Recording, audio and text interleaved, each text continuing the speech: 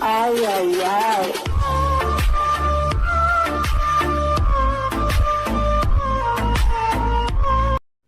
Jungkook সবাইকে এত তাড়াতাড়ি নেমে আসতে দেখে জিজ্ঞাসা করলো, কি ব্যাপার, তোমরা এত তাড়াতাড়ি চলে এলে?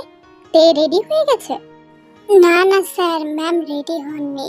আমাদের দেখে চিৎকার করে বললেন আমরা যেন রুম থেকে বেরিয়ে যাই, উনি বিয়ে করতে চান না।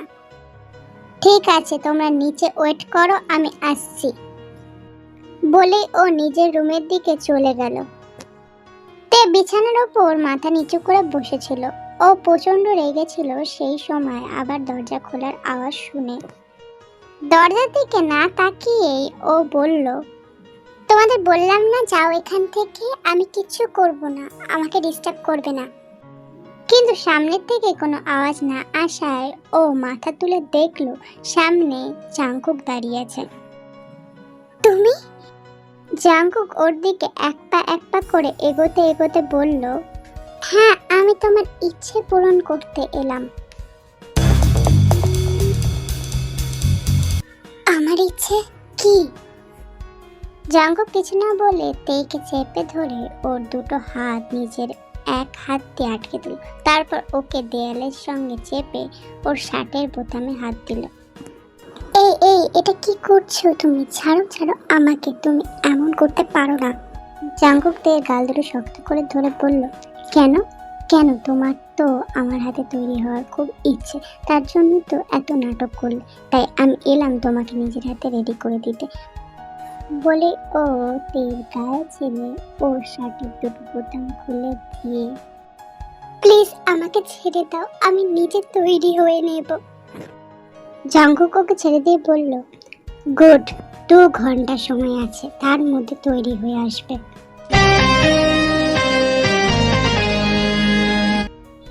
জাঙ্কুক রুম থেকে বেরিয়ে যাওয়ার কিছুক্ষণ পরই মেকআপ আর্টিস্টরা এলো। ম্যাম আসবো? তে কোনো মতে নিজের চোখের জলটা মুছে বলল, হ্যাঁ আসুন। তে আর কিছু না বলেই চুপচাপ গিয়ে আয়নার সামনে গিয়ে বসলো। ডিজাইনাররা কিছু করার আগে জিন দেবী রুমে এলেন। ওনার সঙ্গে একটা মেয়ে এসেছে, বড় থালা হাতে নিয়ে রুমের ভেতরে প্রবেশ করলো। থালাটা লাল কাপড় দিয়ে ঢাকা ছিল। জিন দেবী মেয়েটার হাত থেকে থালাটা নিয়ে তের কাছে গিয়ে ওর কোলে দিলেন। তে থালাটার দিকে তাকালে তিনি বললেন, এটা তোমার জন্য। আমাদের পরিবারের কিছু নিয়ম আছে, বিয়ের কনেকে শ্বশুর বাড়ি থেকে দেওয়া তত্ত্বের জিনিস পরে বিয়েতে বসতে হয়, তাই এইগুলো তোমার জন্য আমার তরফ থেকে ছোট্ট উপহার। তাড়াতাড়ি রেডি হয়ে নাও বলেই জিন দেবী উনি মেয়েটাকে নিয়ে রুম থেকে বেরিয়ে গেলেন।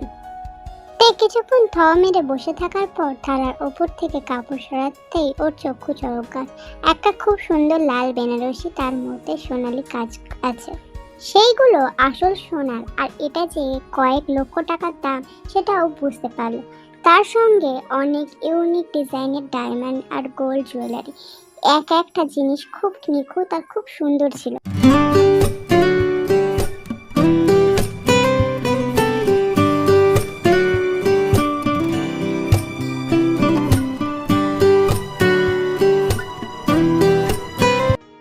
এত জলদি এত কিছু রেডি করে নিল দেখে তো মনে হচ্ছে যেন আমার আসার খবর আগে থেকেই জানতো।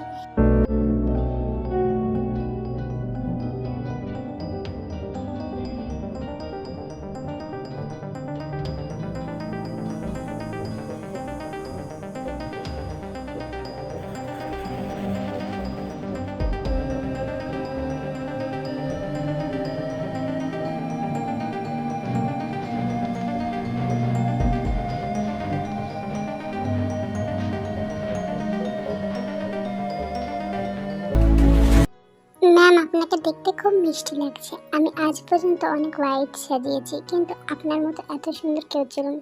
শুধু মুখে একটু হাসি আনুন, ব্যাস, আপনার থেকে কেউ চোখ সরাতেই পারবে না। তে কিছু না বলে থ মেরে ওইভাবে বসে রইল। কিছুক্ষণ পর জিন দেবী রুমে এলে ও উঠে দাঁড়ালো। খুব মিষ্টি দেখতে, আমার জাঙ্কুকের জন্য যেই রকম বউ চেয়েছিলাম তুমি একদম সেই রকম। তে কিছু না বলে ওনার দিকে একবার তাকিয়ে নিজের চোখ সরিয়ে নিল। চলো, সবাই তোমার জন্য অপেক্ষা করছে। উনি তেকে নিয়ে রুম থেকে বেরিয়ে গেলেন। জিমদেবীর সঙ্গে রুম থেকে বেরিয়ে কিছু দূর চলতেই দেখে কয়েকটা অচেনা ছেলে দাঁড়িয়ে আছে, আর তাদের সামনে একটা নকশা আঁকা পিড়ি। জাঙ্কুকের ম্যানেজার দেখে বলল, ম্যাম আসুন, ওদিকে আপনাকে নিয়ে যাবার সময় হয়ে গেছে। তে গিয়ে পিড়ির ওপর বসলো। চারজন মিলে যখন পিড়ি ধরে তুললো ওকে মণ্ডপে নিয়ে যাওয়ার জন্য। তেকে নিয়ে ওরা মণ্ডপের কাছে আসতে ওর অস্বস্তি হতে লাগলো। যত সামনের দিকে যাচ্ছিল ওর অস্বস্তি তত বাড়ছিল। জাঙ্কুক মণ্ডপে বসে পুরোহিতের সাথে মন্ত্র করছিল। সামনের দিকে নজর যেতেই দেখলো চারজন মিলে তেকে নিয়ে আসছে। ওর মুখ পান পাতা দিয়ে ঢাকা থাকলেও ওর পরনে লাল রঙের শাড়ি, হীরের গয়না দেখতে অপূর্ব লাগছিল। এতে সন্দেহ নেই, ওরা তেকে নিয়ে এসে জাঙ্কুকে চারপাশে ঘুরিয়ে ওর সামনে দাঁড়াতে তের হার্টবিট বেড়ে গেল। ওর ইচ্ছা করছিল এখান থেকে ছুটতে চলে যেতে, কিন্তু সেটা যে ও করতে পারবে না। জাঙ্কুকের সামনে তে দাঁড়াতেই জাঙ্কুক ভাবলেশ হয়ে ওকে দেখছিল। হঠাৎ ওর চোখ গেল একটা ছেলের গলা জড়ানো ওর হাতের দিকে। ও সেই দিকে ভ্রু কুচকে কিছুক্ষণ তাকিয়ে নিজের শোক সরিয়ে আবার তের মুখের দিকে তাকালো, যেটা পান পাতা দিয়ে ঢাকা ছিল। মা, ঠাম্মি, তোমরা বিয়েটা আটকাও। তুমি তো জানো মেয়েটার ব্যাকগ্রাউন্ড সম্বন্ধে। এইভাবে এই মেয়েটার সঙ্গে দাদার বিয়ে হলে ওকে ছেড়ে দেবে না। দাদার জন্য অনেক প্রবলেম ক্রিয়েট করবে। এখনো সময় আছে, এই বিয়েটা হতে দিও না। দেখো জিমিন ভাই, আমি সবকিছু এমনি জাঙ্কুকের নামে করে দিইনি। ও যেটা করেছে সেটা বুঝেই সুঝেই করে। ও যখন বলেছে ও এই বিয়েটা করতে চায়, তখন সেটা নিশ্চয়ই বুঝে সুঝেই করছে। আমার ওর উপর পুরো বিশ্বাস আছে। ও যারা সিদ্ধান্ত নেবে ভেবে চিন্তেই নেবে। জিমিনকে এইসব বলে আবারও চুপ করিয়ে দেওয়া হলো। জিমিন বুঝতে পারলো এনাদের বলে কিছু লাভ হবে না, তাই ও আর কিছু বলল না। এদিকে পুরোহিত মশাই তেকে পান পাতা সরাতে বললে ওকে ওইভাবে বসে থাকতে দেখে জাঙ্কুক ভ্রু কুঁচকে যায়। ওকে ওইভাবে তের দিকে তাকিয়ে থাকতে দেখে সবাই মজা পেতে লাগে। যে হোক তো মজা করে বলেই ফেললো, ম্যাম এবার তো আপনি প্যান পাতাটা সরান, নইলে তো স্যার অধৈর্য হয়ে যাচ্ছেন আর আমাদের হাতেও ব্যথা ধরে গেল। প্লিজ এবার আপনি পান পাতাটা সরান। ওর এরকম কথা শুনে তের স্বস্তি আরো বেড়ে গেল, আর জাঙ্কুক বিরক্তি ভাব নিয়ে আকাশের দিকে তাকালো। সবার বলার পর আস্তে আস্তে তে নিজের পান পাতা সরালো। ও নিচের দিকে তাকিয়েছিল। জাঙ্কুক এক দৃষ্টিতে তের দিকে তাকিয়েছিল। আস্তে আস্তে চোখ তুললো তে, ওর দিকে তাকালো, আর ওর চোখে চোখ পড়তেই ওর হার্টবিট বেড়ে গেল। ও তাড়াতাড়ি করে চোখ সরিয়ে আবার নিচের দিকে তাকালো। তারপর একে একে বিয়ের সমস্ত নিয়ম অনুসারে এগোতে লাগলো।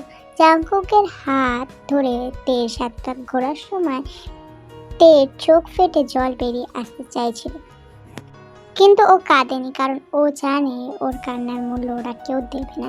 সবশেষে সিদ্ধান্তের সময় এলো। জাঙ্কুক যখন ওর স্মৃতিতে নিজের নামে সিঁদুর পরিয়ে দিতে যাবে, দাঁড়াও, এই বিয়ে কিছুতেই হতে পারে না। You are under arrest mister Jeon Jungkook. দাদা, দাদা, দাদা, তুই এসেছিস দাদা, দাদা। এই বলে দৌড়াতে দৌড়াতে তে গিয়ে সুগাকে জড়িয়ে ধরে। দাদা, দাদা, তুই যে করেই হোক আমাকে এখান থেকে বাড়ি নিয়ে চল। দেখ না এরা কিভাবে আমাকে জোর করে আটকে রেখে এই লোকটার সাথে আমাকে বিয়ে দিচ্ছে। আমি বিয়ে করতে চাই না দাদা। বোন আমার, তুই চিন্তা করিস না, আমি একবার চলে এসেছি না, তোর কিচ্ছু হতে দেবে না। দেখ আমি তোকে আজ বাড়ি নিয়ে যাব, আর ওরা কেউ কিচ্ছু করতে পারবে না। এই কিছু করতে পারবে না মানে কি? হ্যাঁ, তুমি এইভাবে এসে হুট করে আমাদের বাড়ির বৌমাকে নিয়ে চলে যাবে আর আমরা মুখ বুজে সহ্য করব? বৌমা? কিসের বৌমা? ও আমার বোন। আপনারা জোর করে আটকে রেখে এই গুন্ডাটার সাথে আমার বোনের বিয়ে দিচ্ছে। আর আমি দাদা হয়ে কিভাবে আমার বোনের সর্বনাশ হতে দিই বলুন তো? এই যে মিস্টার সুগার, আপনার নাটক কিন্তু আমি অনেকক্ষণ ধরে সহ্য করছি, আর কিন্তু সহ্য করব না আমি। আমার ওয়াইফকে চুপচাপ আমার হাতে দিয়ে দিন। আমার সাথে ওর বিয়ে কমপ্লিট হয়নি, এখন হবে। আর আমার অনুমতি ব্যতীত ও কোথাও যেতে পারবে না। ও তাই নাকি? খুব শখ না তোর আমার বোনকে বিয়ে করা? চ, জেলে গিয়ে বিয়ে করবি এখন, তাড়াতাড়ি জেলে চ। কি হলো, তোমরা দাঁড়িয়ে আছো কেন? ওকে অ্যারেস্ট করো। Yes sir. এই বলে পুলিশ ইন্সপেক্টররা জাংকুকের কাছে গিয়ে জাংকুকের হাতে হাত করা পড়ায়। আর সবাই ওখানে চুপ করে দাঁড়িয়ে থাকে। যে হোক, আর জাংকুকের গার্ডসরাও এখানে কিছুই করতে পারে না।